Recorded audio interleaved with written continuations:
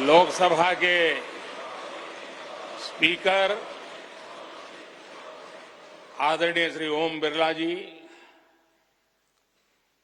राज्यसभा के उपसभापति श्री हरिवंश जी, माननीय सांसदगण, सभी वरिष्ठ जनप्रतिनिधि, विशिष्ट अतिथि, अन्य सभी महानुभाव और मेरे प्यारे देशवासियों, हर देश की विकास यात्रा में कुछ पल ऐसे आते हैं जो हमेशा के लिए अमर हो जाते हैं।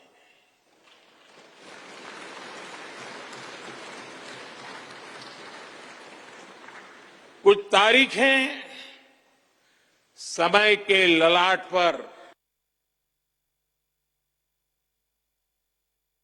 ऐसा ही शुभ अवसर है।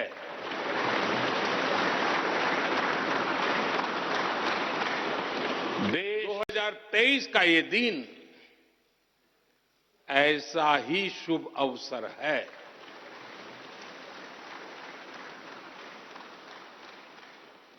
देश आजादी के 75 वर्ष होने पर अमृत महोत्सव मना रहा है। इस अमृत महोत्सव में भारत के लोगों ने अपने लोकतंत्र को संसद के इस नए भवन का उपहार दिया है।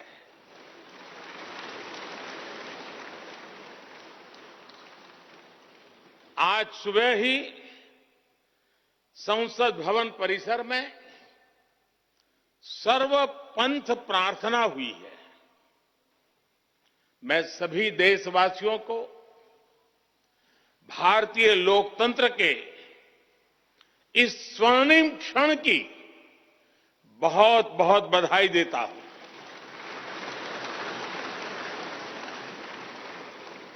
साथियों, ये सिर्फ एक भवन नहीं है,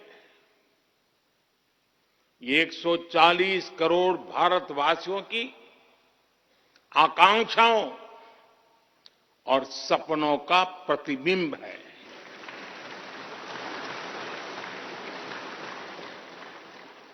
ये विश्व को भारत के दृढ़ संकल्प का संदेश देता हमारे लोकतंत्र का मंदिर है।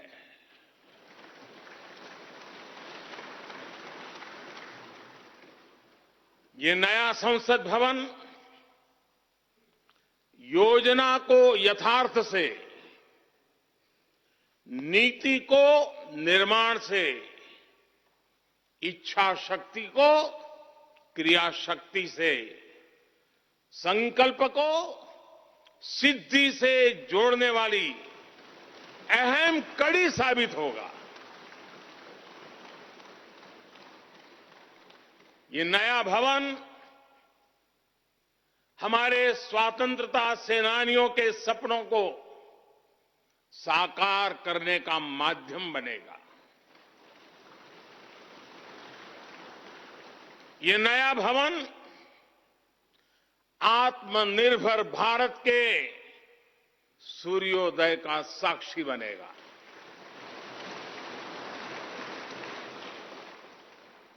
ये नया भवन विकसित भारत के संकल्पों की सिद्धि होते हुए देखेगा।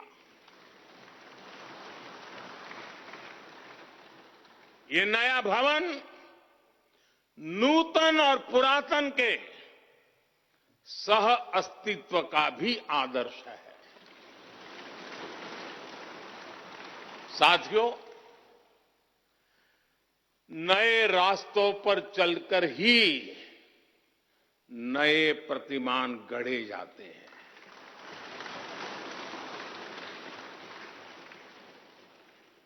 आज नया भारत नए लक्ष्य तय कर रहा है, नए रास्ते गढ़ रहा है। नया जोश है, नया उमंग है, नया सफर है, नई सोच है। दिशा नई है, दृष्टि नई है, संकल्प नया है, विश्वास नया है।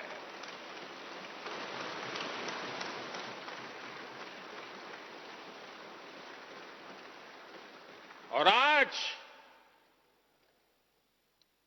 फिर एक बार पूरा विश्व भारत को, भारत के संकल्प की दृढ़ता को, भारतवासियों की प्रखरता को, भारतीय जनशक्ति की जिजीविषा को आदर और उम्मीद के भाव से देख रहा है।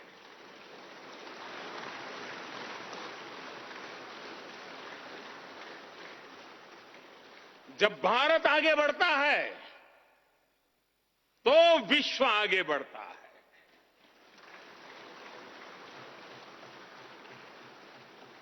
संसद का ये नया भवन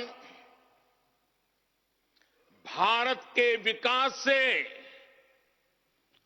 विश्व के विकास का भी आह्वान करेगा।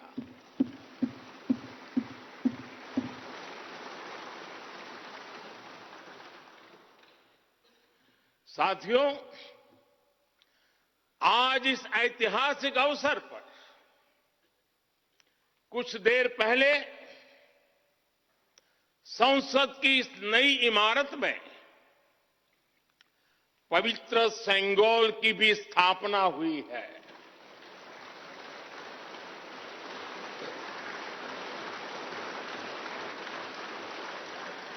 महान चोल साम्राज्य में सेंगोल को कर्तव्य पथ का, सेवा पथ का,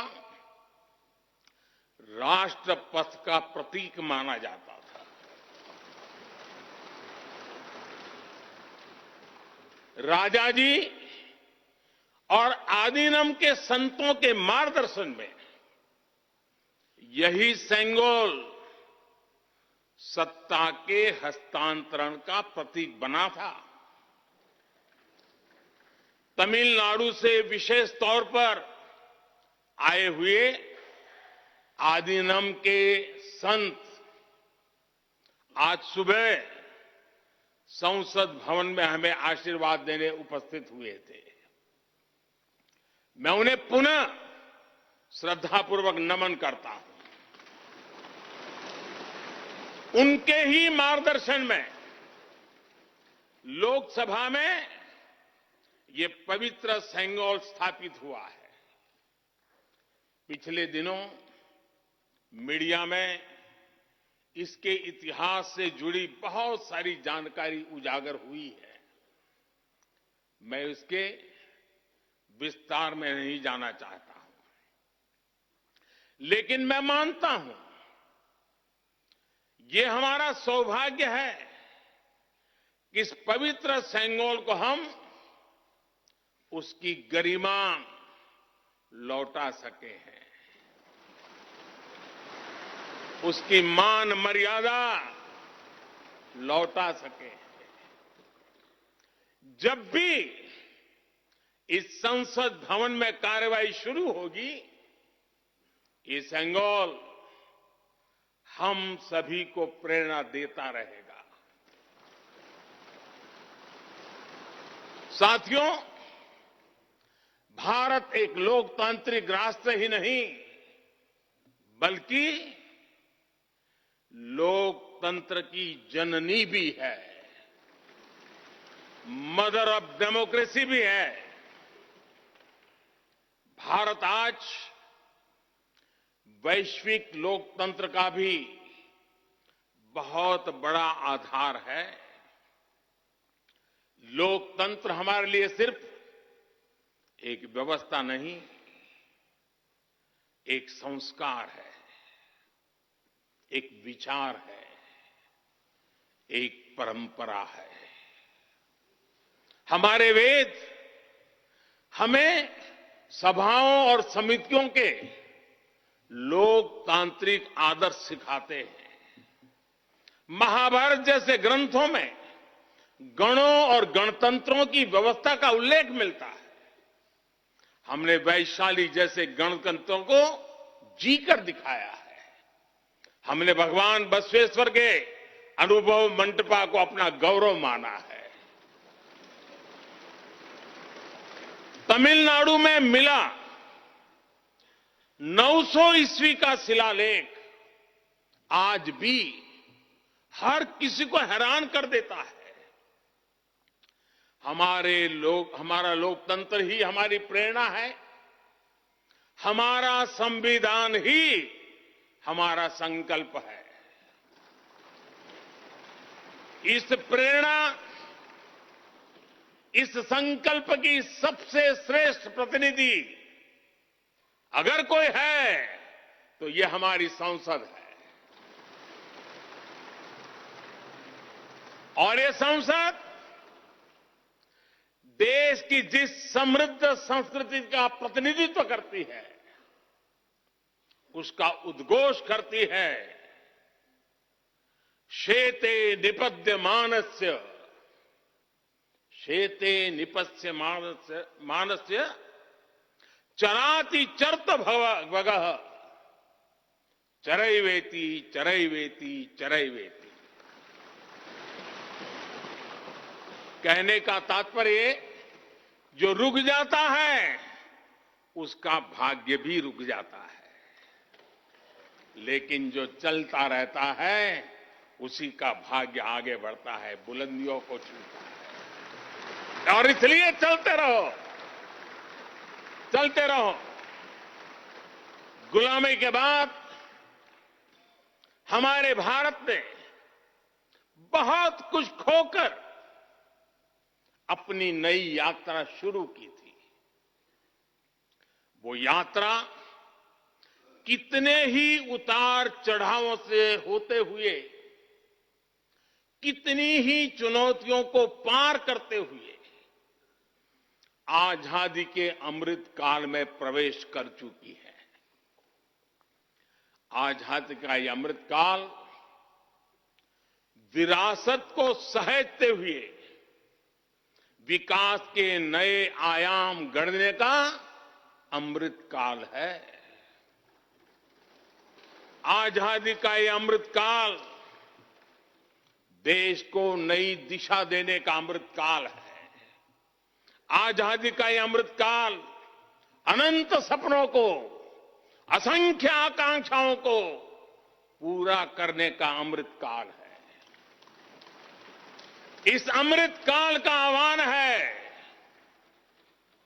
इस अमृत काल का आह्वान है मुक्त मातृभूमि को, मुक्त मातृभूमि को नवीन प्राण चाहिए।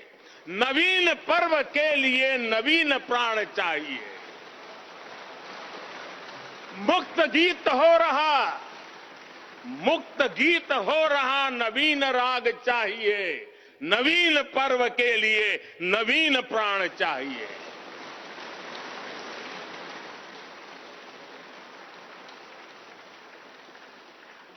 और इसलिए भारत के भविष्य को उज्जवल बनाने वाली इस कार्यस्थली को भी उतना ही नवीन होना चाहिए,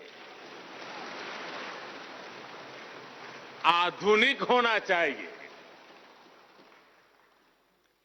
साथियों, एक समय था जब भारत दुनिया के सबसे समृद्ध और वैभवशाली राष्ट्रों में गिना जाता था। भारत के नगरों से लेकर महलों तक, भारत के मंदिरों से लेकर मूर्तियों तक, भारत का वास्तु भारत की विशेषज्ञता का उद्घोष करता था।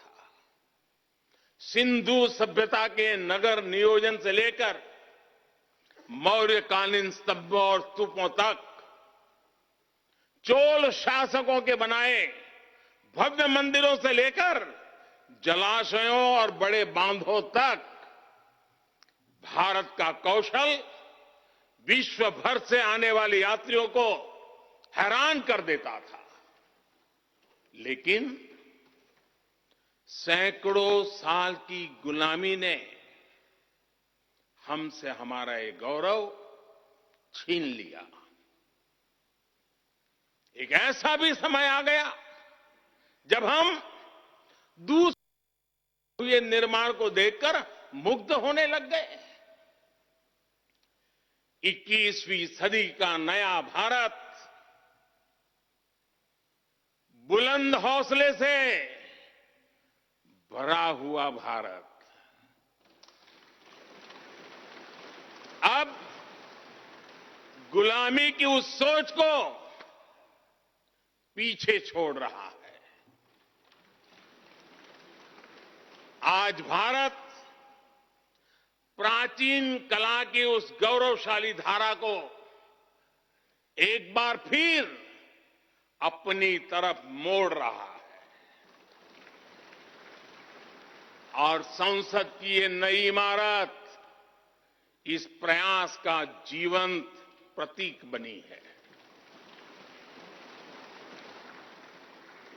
आज नए संसद भवन को देखकर हर भारतीय गौरव से भरा हुआ है।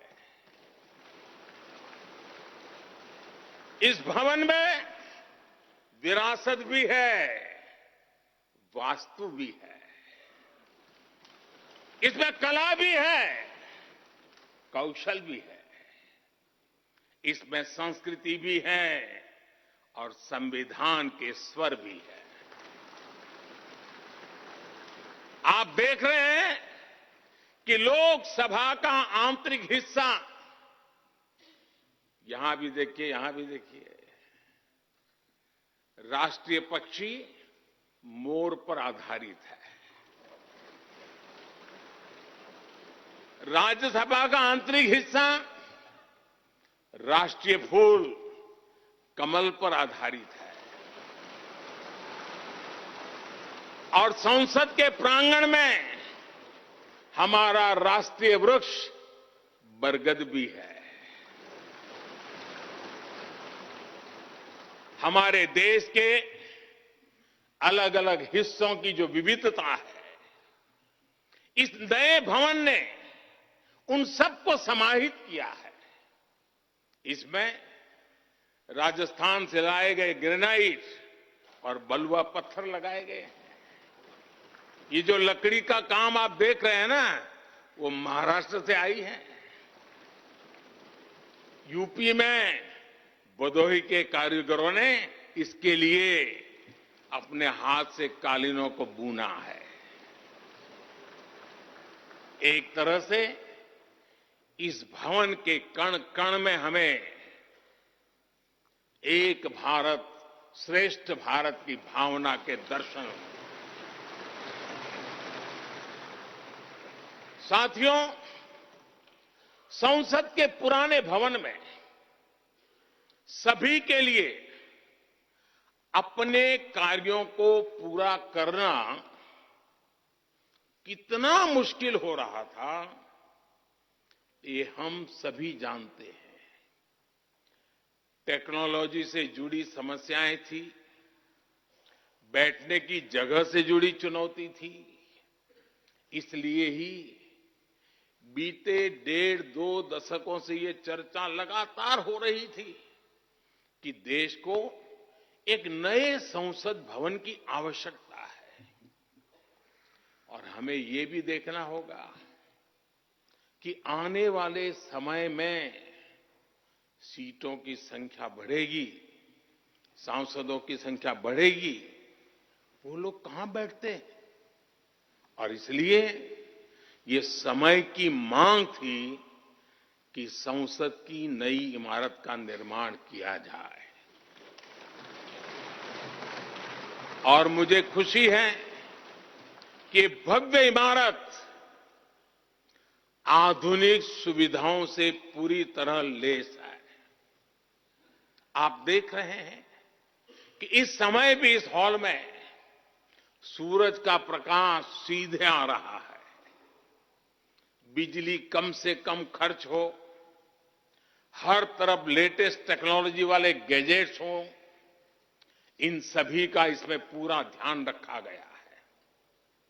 साथियों, आज सुबह ही मैं इस संसद भवन को बनाने वाले श्रमिकों के एक समूह से मिला हूं। इस संसद भवन ने करीब 60,000 श्रमिकों को रोजगार देने का भी काम किया है। उन्होंने इस नई इमारत के लिए अपना पसीना बहाया है। मुझे खुशी है कि इनके श्रम को समर्पित एक डिजिटल गैलरी भी संसद में बनाई गई है और विश्व में शायद ये पहली बार हुआ होगा। संसद के निर्माण में अब उनका योगदान भी अमर हो गया है। साथियों, कोई भी एक्सपर्ट अगर पिछले 9 वर्षों का आकलन करे तो पाएगा कि ये 9 साल भारत में नव निर्माण के रहे हैं, गरीब कल्याण के रहे हैं। आज हमें संसद की नई इमारत के निर्माण का गर्व है, तो मुझे पिछले 9 साल में गरीबों के 4 करोड़ घर बनने का भी संतोष है। आज जब हम इस भव्य इमारत को देखकर अपना सर ऊंचा कर रहे हैं, तो मुझे पिछले 9 साल में बने 11 करोड़ शौचालयों का भी संतोष है, जिन्होंने महिलाओं की गरिमा की रक्षा की, उनका सर ऊंचा कर दिया। आज जब हम इस संसद भवन में सुविधाओं की बात कर रहे हैं, तो मुझे संतोष है कि पिछले 9 साल में हमने गांवों को जोड़ने के लिए 4 लाख किलोमीटर से भी ज्यादा सड़कों का निर्माण किया। आज जब हम इस इको फ्रेंडली इमारत को देखकर खुश हैं, तो मुझे संतोष है कि हमने पानी की एक एक बूंद बचाने के लिए 50,000 से ज्यादा अमृत सरोवरों का निर्माण किया है।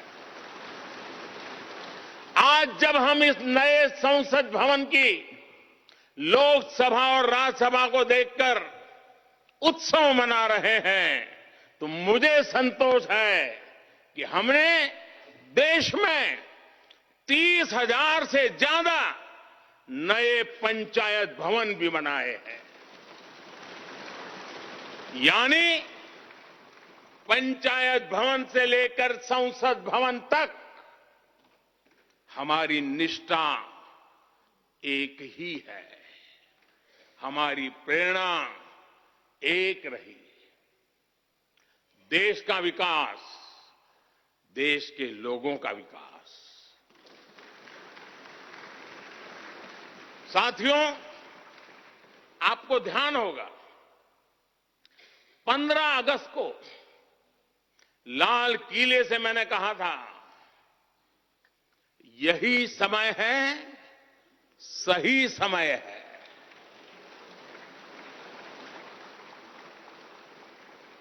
हर देश के इतिहास में ऐसा समय आता है जब देश की चेतना नए सिरे से जागृत होती है।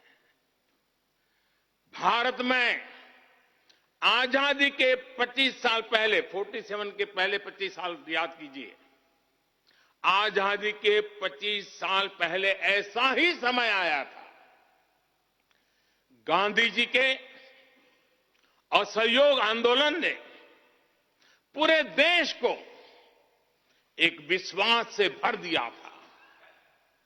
गांधी जी ने स्वराज के संकल्प से हर भारतवासी को जोड़ दिया था। ये वो दौर था जब हर भारतीय आजादी के लिए जी जान से जुट गया था।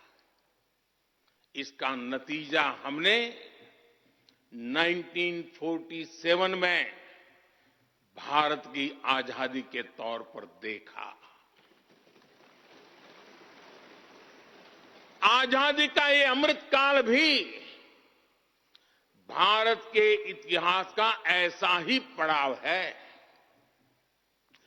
आज से 25 साल बाद भारत अपनी आजादी के 100 वर्ष पूरे करेगा। हमारे पास भी 25 वर्ष का अमृत कालखंड है। इन 25 वर्षों में हमें मिलकर भारत को विकसित राष्ट्र बनाना है।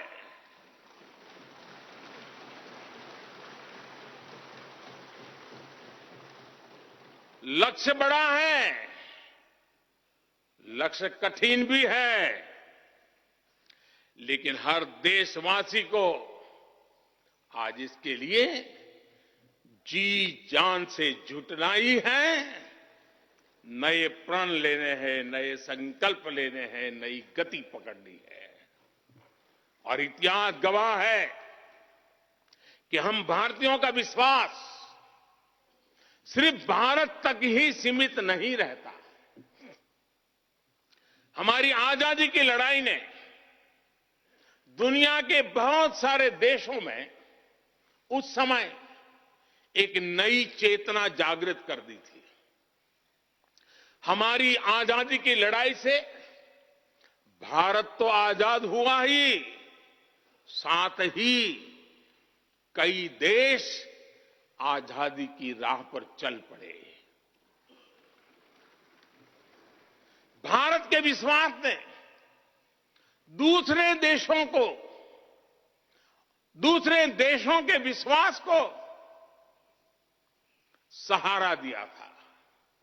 और इसलिए भारत जैसा विविधता से भरा देश,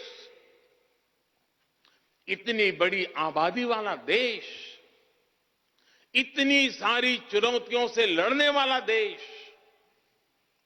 जब एक विश्वास के साथ आगे बढ़ता है तो इससे दुनिया के अनेक देशों को प्रेरणा भी मिलती है। भारत की हर सफलता आने वाले दिनों में दुनिया के अलग अलग भूभाग में अलग अलग देशों की सफलता के रूप में प्रेरणा का कारण बनने वाली है। आज यदि भारत तेजी से गरीबी दूर करता है तो ये कई देशों को गरीबी से बाहर आने की प्रेरणा भी देता है। भारत का विकसित होने का संकल्प कई और देशों का संबल बनेगा। इसलिए भारत की जिम्मेदारी और बड़ी हो जाती है। और साथियों, सफलता की पहली शर्त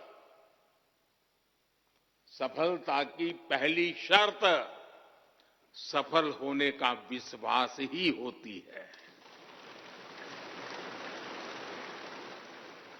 ये नया संसद भवन इस विश्वास को नई बुलंदी देने वाला है। ये विकसित भारत के निर्माण में हम सभी के लिए नई प्रेरणा बनेगा। ये संसद भवन हर भारतीय के कर्तव्य भाव को जागृत करेगा। मुझे विश्वास है इस संसद में जो जनप्रतिनिधि बैठेंगे वे नई प्रेरणा के साथ लोकतंत्र को नई दिशा देने का प्रयास करेंगे।